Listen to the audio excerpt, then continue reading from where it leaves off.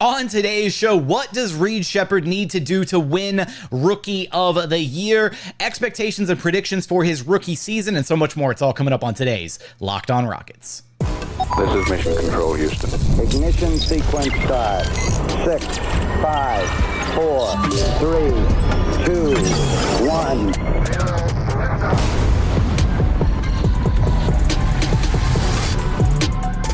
What's up and welcome to another edition of Locked On Rockets, your daily podcast home for everything Houston Rockets basketball. As always, I'm your host, Jackson Gatlin, native Houstonian and credentialed media member. Also the host of Locked On NBA Mondays. Be sure to follow along wherever you listen to your podcasts or on YouTube. Just like, comment, subscribe, all that good stuff. Now, today's episode is brought to you by FanDuel. Now through September 22nd, all FanDuel customers can bet $5 and get a 3-week free trial of NFL Sunday Ticket from YouTube and YouTube TV. Visit FanDuel.com to get started.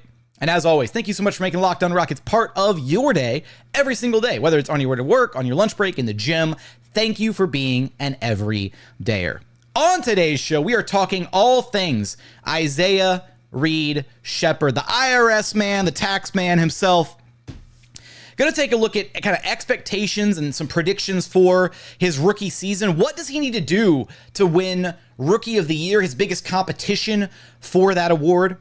Going to get into all these different areas on today's show. What I want to do first is kind of lay the framework, the groundwork for kind of the expectations for Reed Sheppard's rookie season, how I think the Rockets are going to utilize him, and what fans' expectations should be, right out of the gate.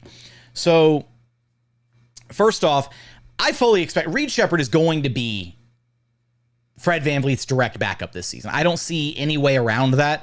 The Rockets have been just flat out impressed with him, dating all the way back to right after they drafted him. He impressed them in workouts immediately after the draft. He impressed them throughout the pre-draft process. They were incredibly high on this kid all through the pre-draft process, and then he's lived up to their expectations so far in practices, throughout Summer League, everything. They talk about his poise, they talk about his impact, all of the... So I don't see a world where he isn't a significant part of the rotation on night one of the NBA season. I don't expect a world where he's going to be like, where they're going to slow play him or bring him along or, like send him down to the G League or anything. I don't expect any of that to happen.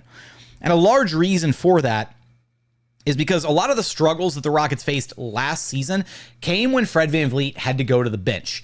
And Reed Sheppard already right now as a rookie brings a skill set that almost perfectly mirrors what Fred VanVleet does at the NBA level. Obviously, there are certain areas, that Reed might be better in, worse than, whatever, but their skill sets are very comparable. The Rockets didn't have a player who could do what Fred did, even, a poor man's version of Fred VanVleet, which if that's what you are already as a rookie, you're set up for a pretty successful NBA career. And so I fully expect Reed to get anywhere from those like 12 to 15 minutes a night backing up Fred. Last season, the Rockets had to rely on Fred so much that at one point he was leading the NBA in minutes per game. And I'm paraphrasing here, but Ime Udoka said something along the lines of, at one point last season that they had to keep going to Fred and they had to, keep running up his minutes because the offense would fall off a cliff when Fred wasn't in the game, because they relied so heavily on Fred to be their offensive initiator. And then as the season went on, Jalen Green started taking on more of a role offensively and taking some of that pressure off of Fred to steer the offense. But even then, the Rockets still only had 2 perimeter offensive initiators at that point. So Reed Sheppard gives them another one. Reed Sheppard gives them another dynamic perimeter player who can initiate the offense, who can run pick and roll, who has solid enough court vision to create for his teammates, and again can be played just like Fred VanVleet, either on ball and running the offense directly, or played off ball where he's spacing for his teammates. So I will say, I saw some Rockets fans kind of not pushing back, but I guess more so concerned, if Reed's the backup point guard, what happens to Amin? I think that's a little bit up to what Amin worked on this offseason, right? I think largely the Rockets are probably going to deploy him in a similar fashion to what they did last year, but I've also said this on the show, I fully expect and hope that we see some stretches of games, especially early in the season, where the Rockets put the ball in Amin Thompson's hands and let him go to work as the primary initiator, let him be the primary ball handler. And that's the beauty of having another guy like Reed Sheppard, who plays or can play very similarly to Fred VanVleet. What we saw last season is the Rockets used Fred VanVleet as like a set of training wheels, right? He was basically the babysitter, the training wheels, whatever you want to call him, and the Rockets ran like everything through Fred VanVleet for the first chunk of the season. And then as the season went along, Ime Udoka started empowering and entrusting Jalen Green quite a bit more to run and steer the offense, and Fred started taking more of an off-ball role as the season went along. I think that that's the beauty of Reed Sheppard, is Reed Sheppard can be injected and be the direct backup to Fred, and he can run and initiate the offense himself. Or if Amin Thompson is ready to take on that role, or if you're staggering minutes and maybe Jalen Green is getting minutes with the second unit, then you can park Reed Sheppard off on the side. You can have him running off-ball actions as a catch-and-shoot threat.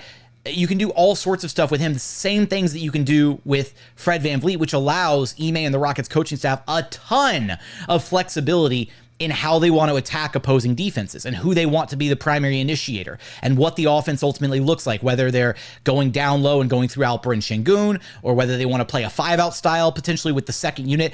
I will say one thing that I think that Reed Sheppard is better equipped to do right now out of the gate than Fred is, and this is one expectation that I have for the Rockets kind of second unit, is I fully believe and expect that we're going to see the Rockets second unit kind of up the ante and really push tempo and try to get out in transition. Because you saw just how effective Reed Sheppard was at pushing the pace and getting out in transition and even connecting on a number of different fast break opportunities with Cam Whitmore in the Summer League. Now imagine a second unit lineup, or imagine a lineup featuring some combination of Reed Sheppard and then any of, Jalen Green, Cam Whitmore, Amin Thompson, Tari, Eason, guys who love to be disruptive on the defensive end and then get out and run in transition. I think that's what we're going to see, and I think that's one area that Reed Sheppard is a little bit better equipped to thrive right now, because Fred's a little bit older, right? A little bit longer in the two. He likes to slow things down, play a little bit more of that methodical style, operate more so out of the half court. So I do think what we're going to see again is Fred VanVleet and Alperen Sengun's minutes are going to be paired together a lot.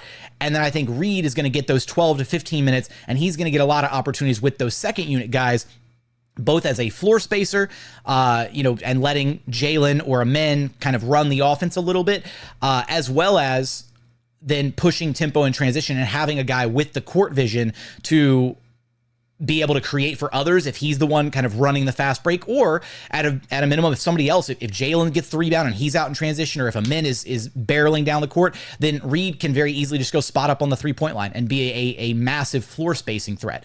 So at least in that regard, I do think that Reed Sheppard is poised to just slot in beautifully this upcoming season, and I don't expect there to be nearly the drop-off that there was when Fred VanVleet went to the bench as there was last year. Last year, the on-off numbers for Fred VanVleet, when he went to the bench, the Rockets had a minus 2.33 net rating. When Fred VanVleet was on the court, they were plus 3.29. So about a 5-point swing when Fred went to the bench. And that's consistent with the offensive numbers largely. The Rockets' offensive rating was 116.74 points per 100 possessions. And then that number dropped about 5-ish points down to 111.93 points per 100 possessions when Fred was off of the floor. So I'm expecting those numbers to be considerably better with the addition of Reed Sheppard. Want to get into a few more things that we should hope to expect, and want to hopefully see out of Reed Sheppard in his rookie year, as well as what are his rookie of the year chances? Who are his biggest competitors for the award? We'll take a look around the NBA landscape and see how Reed's opportunity here in Houston kind of stacks up and compares to some of his 2024 NBA draft classmates. We're going to get there in just one moment. First, today's episode is brought to you by Game Time. Game Time has a new feature called Game Time Picks that makes getting tickets for your favorite live events even easier. Game Time Picks filters out the fluff to show you only incredible deals on great seats, so you don't have to waste time searching through thousands of different ticketing offers. But that's not the only great thing about using Game Time. They've got ticket coverage. Your ticket is covered, and they've got the most flexible customer service team you'll ever interact with. They've got their lowest price guarantee, views from your seat, so you know exactly what to expect when you get to the venue. But this is my favorite thing that they do. They have their all-in pricing that they offer, which is a feature that you can toggle on in the Game Time app, and it's amazing because my least favorite thing when I'm buying tickets for anything, could be to go to a basketball game, football game, concert, what have you, is you go through the whole process, and at the very end, they hit you with like the digital handling fee and the service charges and the yada, yada, yada, fee, and then you wind up paying more in fees than you do for actual tickets.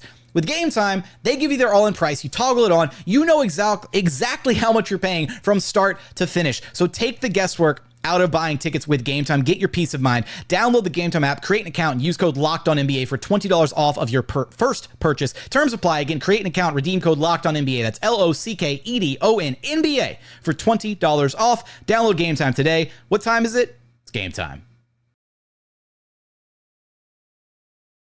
And continuing on here at Locked On Rockets, your daily podcast, home for everything Houston Rockets basketball. Now, one caveat that I will put out here is I will say that because Ime, I know I made the argument that I expect Reed to play a lot with the second unit and really try to get out and push and transition, that kind of thing. But it would be a travesty if we didn't get to see Reed Sheppard and Alperen Sengun operate together, because we saw in Summer League just how adept and capable Reed Sheppard was at running the pick and roll, especially making passes in traffic in the lane.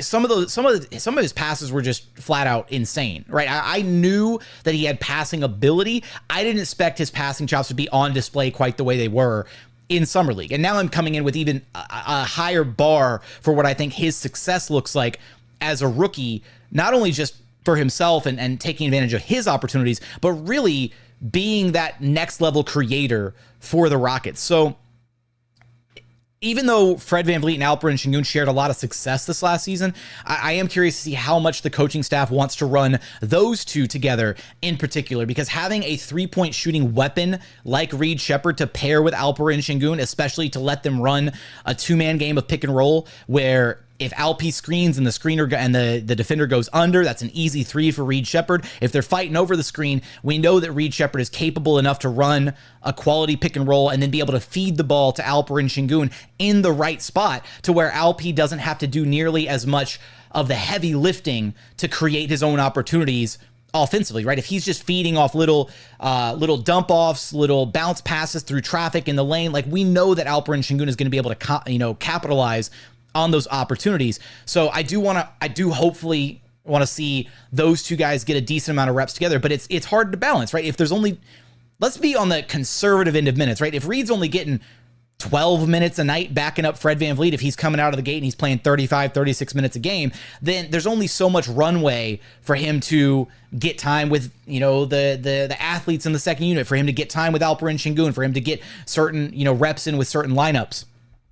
And again, I go back to the argument where I think Reed is just a little bit more equipped for the run and gun style of potentially the Rockets' second unit and pairing him with some of the athletes in the second unit rather than Fred VanVleet. So you stick with what's been working, Fred and Sengun, and then you capitalize on the young guys mostly playing together in that second unit. Now, we start to look at the Rookie of the Year race and Reed Sheppard's chances to win Rookie of the Year. We can take a look at the odds from our friends courtesy over at FanDuel Sportsbook. They have Zach Edey currently the favorite to win Rookie of the Year at plus 500. Reed Sheppard right behind him at plus 600. And then the next three are Matas Buzelis at plus 900. And then Alex Sarr and Stephon Castle both at plus 1,000. So that's kind of your top five bracket right now for this upcoming season's Rookie of the Year award. Now, I will say, when you start to look at kind of the competition for Rookie of the Year, Reed Sheppard is in a difficult position because I already said that name, because Rookie of the Year is traditionally a counting stats award, right? Like Amin Thompson probably could have been more so in the running for Rookie of the Year this past season, had he not been coming off the bench for 3/4 of the season, had he not missed a month due to the ankle injury and then coming back and having sickness on top of that. Like, Amin Thompson missed a lot of his season, and on top of that, when he did play, he was in a reserve role. Now, unfortunately for Reed Sheppard, I think that's going to kind of be a similar situation that we see again this year. I will say, I've been leaning more so conservatively on his numbers coming off the Rockets bench. But there's also a world where if Reed Sheppard really comes out and hits the ground running and is successful in the minutes he's playing, if he is impactful in the minutes that he's playing, and if the Rockets are winning the minutes that he's playing off the bench, then I could easily see a world where the coaching staff decides to kind of wean themselves off of the Fred VanVleet's minutes, or the Fred VanVleet minutes, in order to preserve Fred a bit more throughout the season. I don't think they would go so far as like resting him on back-to-backs and like, all that kind of stuff. He's not, a 34, 35-year-old veteran, but Fred's on the wrong side of 30. He's an undersized point guard. It's really tough. The 82-game season can take a toll on guys, especially, guys like Fred, especially coming off a season where his usage was already as high as it was, coming out of all the years that he spent in Toronto playing, a high usage role, high minutes role under head coach Nick Nurse, and the demands of like the defensive kind of schemes that they ran up there. It wouldn't be the worst thing for Reed Sheppard to, have his minutes ratcheted up to, 15 a night, 18 a night, 20 a night, and to kind of reduce and preserve Fred VanVleet to an extent. Now, again, the Rockets are not going to be able to do that if there's still like a large kind of delta between the productivity of Fred VanVleet and the productivity of the Reed Sheppard minutes. And just based on last year, we know that Ime had to rely on Fred a ton. So hopefully the drop-off isn't as severe this year. And if there's actually productivity in the non-Fred minutes, then I do think there is a possibility that Reed could get more so in that realm of, again, 15, 20, maybe a little north of 20 minutes a night. And then that would put him more in the realistic ballpark of like, okay, now he might actually have enough runway to have the counting stats to be in the discussion for Rookie of the Year, at least, consider, finishing in the top 3 or so. And what's unique about this year's draft class is I think the two favorites right now to win Rookie of the Year, even though Zach Edey is projected to have that starting center position with the Grizzlies, who knows what that role ultimately looks like for Edey. Like, it might be a thing where Edey starts for the Grizzlies, but he might only play like 25-ish to 30 minutes a night because the Grizzlies still have Jaren Jackson Jr. They've got a pretty deep team. They want to maybe run some minutes with Triple J at the 5 in certain matchups. There's going to be plenty of games where Zach Edey isn't closing because he's a rookie and he doesn't have the experience right out of the gate to be in maybe some of those high pressure, high leverage situations. So I do think there's a world where maybe Zach Edey, even though he's the favorite right now by a little bit compared to Reed Sheppard, and he does project to have a starting role, there might not be this crazy difference in like minutes per game between Edey and Reed. And if Reed is producing better or producing more in those minutes, then that's going to help close that gap. So even if Zach Edey clocks in something like 28 minutes a night and has more runway to accomplish more in the minutes that he's on the floor, and Reed Sheppard finishes the season somewhere around 20 minutes a night, if Reed's doing more in those minutes, if he's more productive in those minutes, even from a sheer counting stats perspective, maybe Zach Edey's counting stats are a little bit better, but then you start to look at like, okay, well, what did Reed do in his minutes? How is his production on a per 36 basis or something? You can start to look at maybe those numbers instead of just the raw totals, and you start to factor in their respective responsibilities and roles on each team.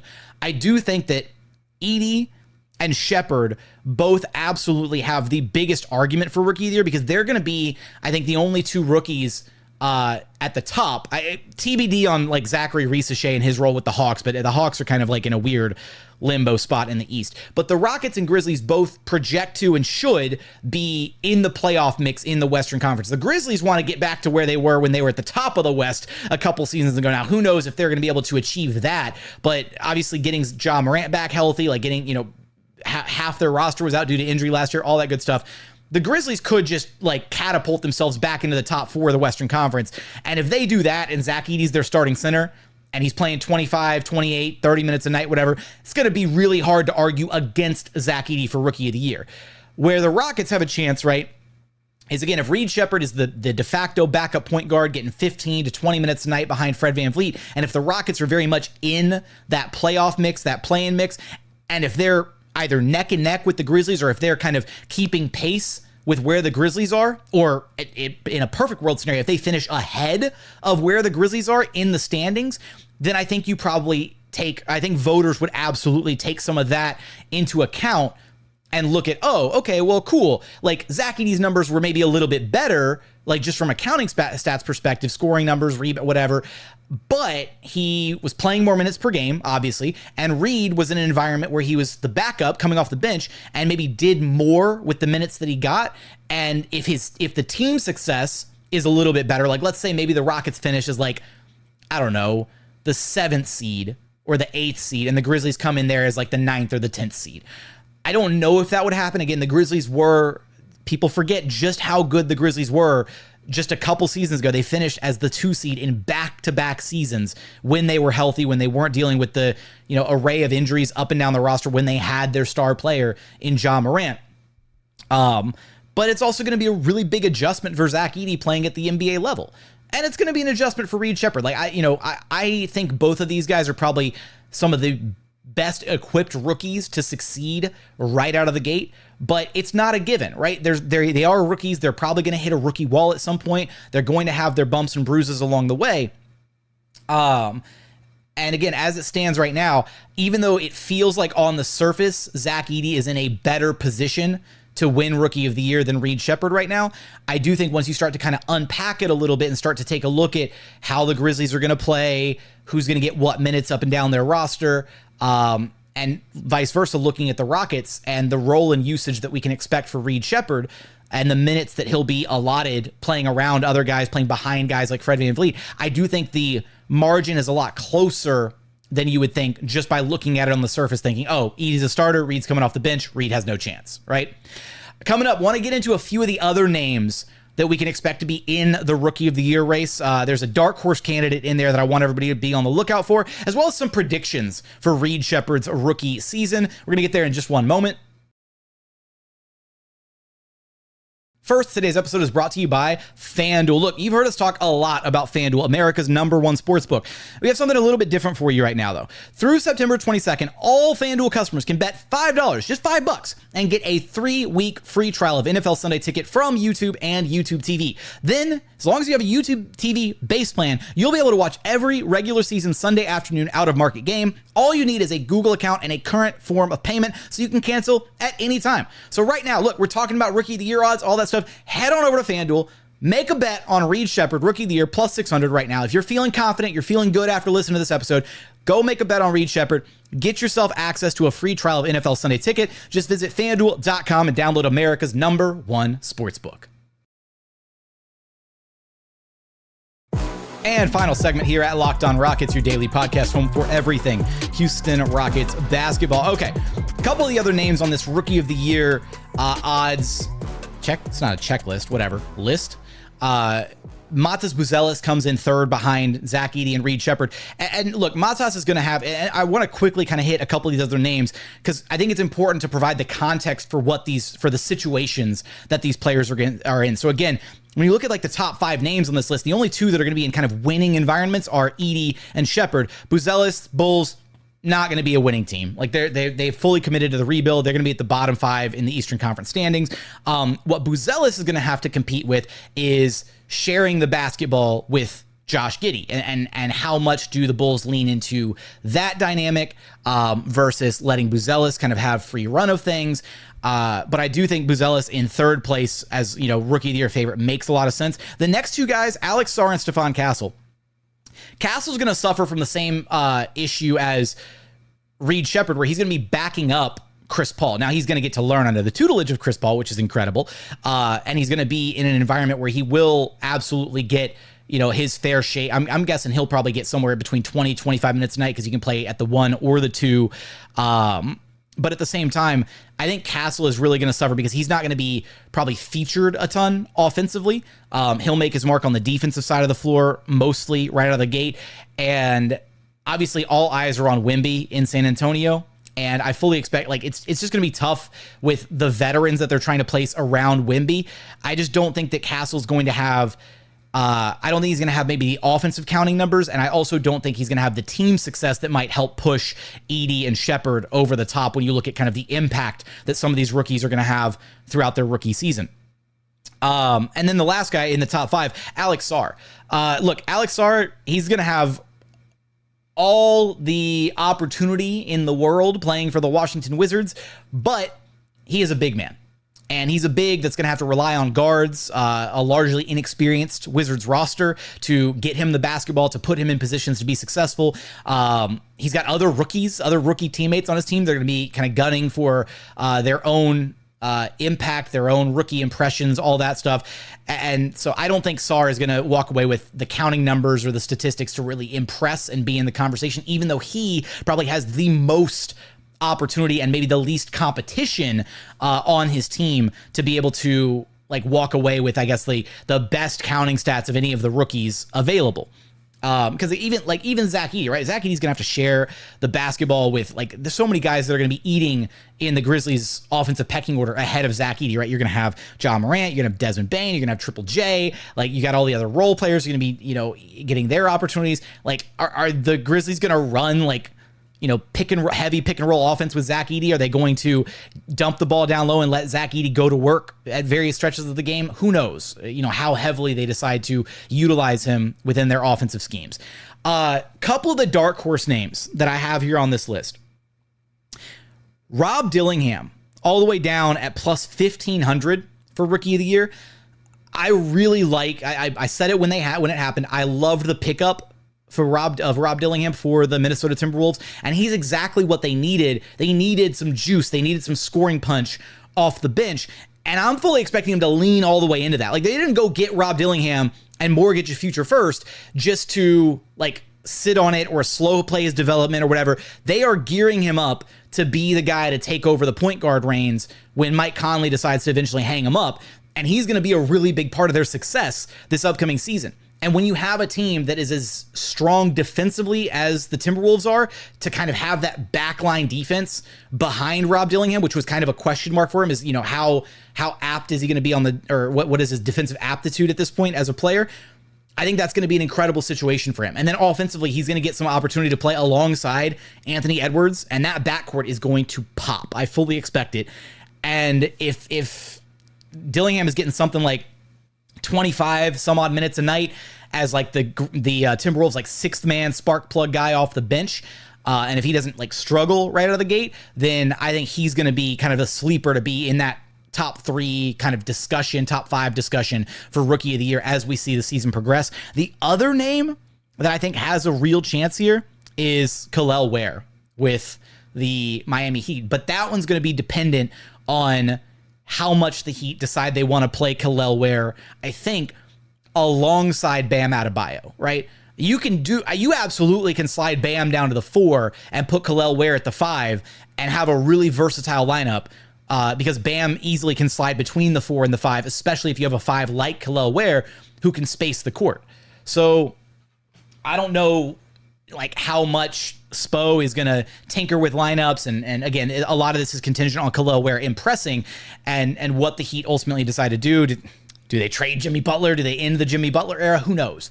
But if the Heat are trying to be like uber competitive in the East, and if they're healthy, if they have another year of healthy Jimmy Butler and they feel like they have like legitimate title aspirations, then maybe Kel'el Ware's role is more so reduced to just being the backup 5, and they're not going to give him all these extended minutes. But if he's thriving in the minutes he gets, then that's another opportunity, another rookie who could carve out more of a role on their respective team, a team that could be kind of in the same mix as like the Rockets and Grizzlies as far as like where they are in their playoff standings, that kind of thing, to have kind of the winning record behind them.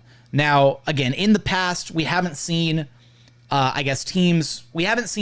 winning or team record impact Rookie of the Year a ton, especially if there's just one rookie who is far and away like the dominant rookie of the season, even if their team is just flat out losing. Like, case in point, last year with Victor Wembanyama and the Spurs, right? Like, Victor was just putting up insane stats, cranking it all out, but he had the crazy numbers. He had the massive usage, everything. Chet Holmgren played on the team in the Western Conference with the number 1 seed, right? Like, that's about as good as you get as far as an argument of just like the counting stats versus the winning team, and it was still Wemby. Now, you might be able to make the argument Wemby was going to win that win that award. Wow, okay, that was a big stumble with word usage there. You could make the argument Wemby was going to win that Why do I keep going and say Award?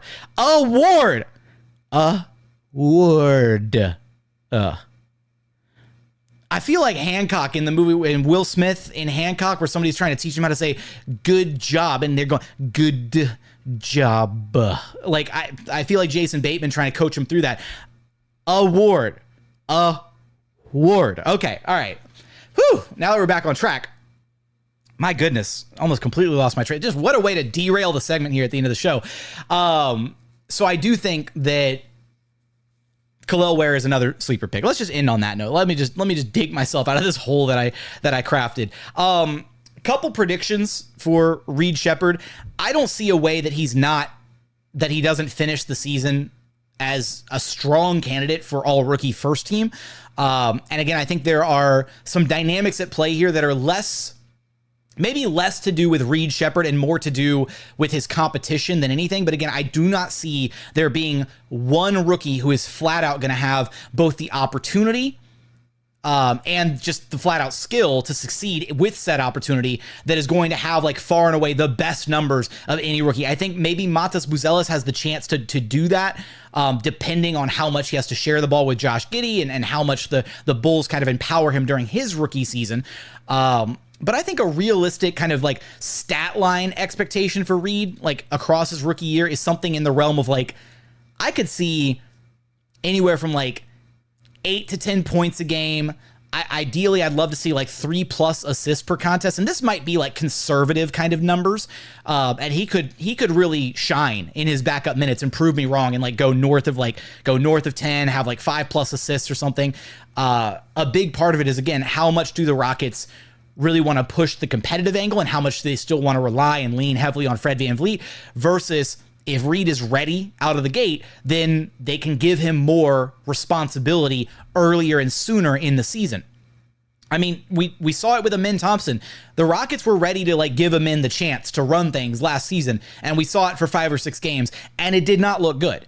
And had Amin Thompson not injured his ankle, the Rockets probably would have just kept going on with that experiment for at least probably a month or so. And like before they called it quits and maybe deployed him in a different role, whatever, moved him over to that pseudo ring role that we ultimately saw. So I think Reed Sheppard's going to get that same chance, that same opportunity backing up Fred. And it's going to be his role to lose, essentially. Like, I don't think he's going to lose those minutes to like Aaron Holiday. I don't think Amin Thompson's probably as ready to like just flat out take over the backup point guard role. And I think we should fully expect Amin Thompson to still have a pretty prominent role playing on the wing for this Rockets team, because we've seen just how easily he matches up with opposing wing players and utilizing him as a great point of attack defender. So for Reed, I'm going to be a little bit more conservative with my predictions, I guess. Somewhere in the 8 to 10 points per game range. 3 to 4 assists would be just utterly fantastic. And then I think he has the chance to shoot 40% from 3 his rookie year. Like that's where I'm setting the bar. I'm setting the bar at, actually, I'll set the bar at 39.5%. How's that? That's what I'm going to leave you with as we wrap up this show. Is I think that Reed Sheppard, I'm going to take the over on 39.5% from long distance for Reed Sheppard as a rookie. I'm taking the over on that number. And if you're telling me that Reed Sheppard, let's just say we'll give him the top end number there. If Reed Sheppard does 10 points a game, we'll say 4 dimes. So I'm giving him the top end on both of those numbers, 10 and 4, with 40% 3-point shooting on like probably decent volume from 3. Nothing crazy, but 4 or 5 attempts a game in a backup role seems pretty sustainable for him. If that's what he averages, and if the Rockets finish somewhere in that play-in tournament, that 7 to 10 range or so, as long as the Grizzlies don't finish as like a top 4 seed, and as long as Zach Edey's not just like crushing it offensively, I also don't see a world where Zach Edey's like averaging like north of 15 points. Because again, the Grizzlies have so many other guys that have to eat offensively. If Zach Edey's at like 12 points a game and like 7 or 8 boards, and he's getting like an extra 10 minutes a night compared to Reed Sheppard, then I feel like those two stat lines are pretty comparable to where you look at Reed and you'd be like, all right, like give him rookie of the year. He did more with his minutes.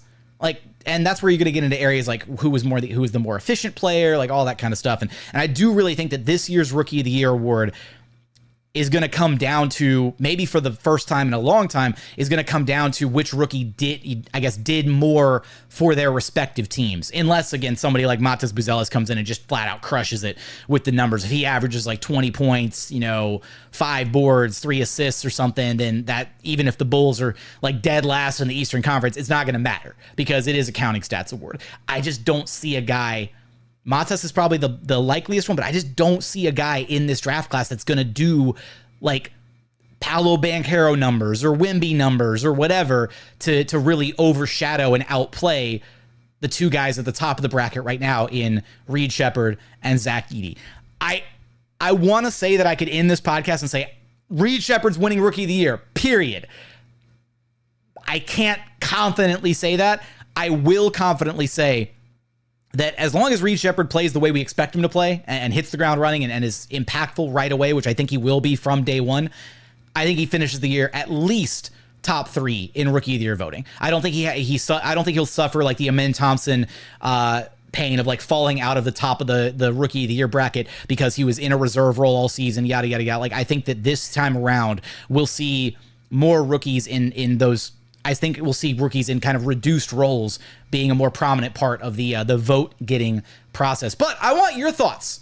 I want your thoughts and expectations for Reed Sheppard. What are you expecting out of him in his rookie year? What are your predictions for his rookie season? Drop me some stat lines. Drop me some thoughts on Rookie of the Year. All that good stuff in the YouTube comments. But as always, thank you so much for checking out the show. If you haven't done so yet, please consider subscribing wherever you listen to your podcasts or on YouTube. But as always, thank you so much for watching. Thank you so much for listening. We look forward to having you back right here at Locked On Rockets, your daily podcast home for everything Houston Rockets basketball.